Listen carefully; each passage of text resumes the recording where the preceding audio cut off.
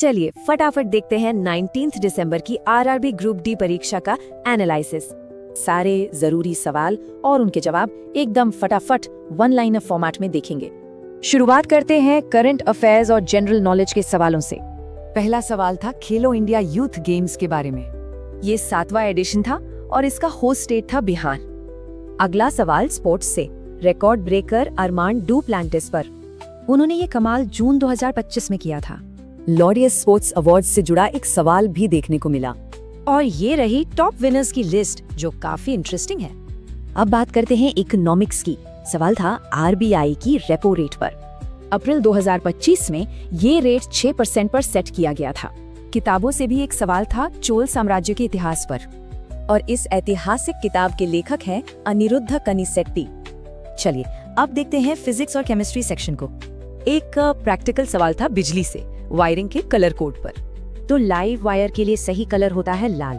अगला सवाल था कि किन दो एलिमेंट्स में न्यूट्रॉन बराबर होते हैं, और इसका जवाब है बोरान और कार्बन दोनों में 6 न्यूट्रॉन होते हैं। एल्यूमिनियम की एनोडाइजिंग प्रोसेस को लेकर भी एक सवाल पूछा गया। ऐसा मेटल को जंग से बचाने और उसे मजबूत बनाने के लिए किया जाता है। अब बारी है बायोलॉजी के सवालों की। जेनेटिक्स से एक क्लासिक सवाल था मेंडल के एक्सपेरिमेंट्स पर। इसकी पहली जनरेशन में सभी पौधे हाइब्रिड टॉल होते हैं।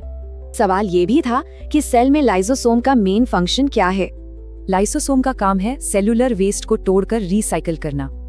आगे बढ़ते हैं। अगला सवाल था कॉन्ट्रासेप्टिव पिल्स के मैकेनिज्म पर। इनका मेन काम ओव्यूलेशन यानी अंडों के बनने को रोकना होता है। अब देखते हैं मैथ्स और लॉजिकल रीजनिंग की प्रॉब्लम्स को।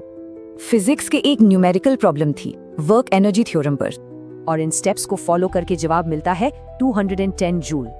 ये सवाल पैरेलल सर्किट में रेजिस्टर्स की समझ को टेस्ट करता है। यहाँ ओरिजिनल और नए इक्विवेलेंट रेजिस्टेंस का रेशियो है 49। तो इस एग्जाम शिफ्ट से क्या सीखने को मिलता है?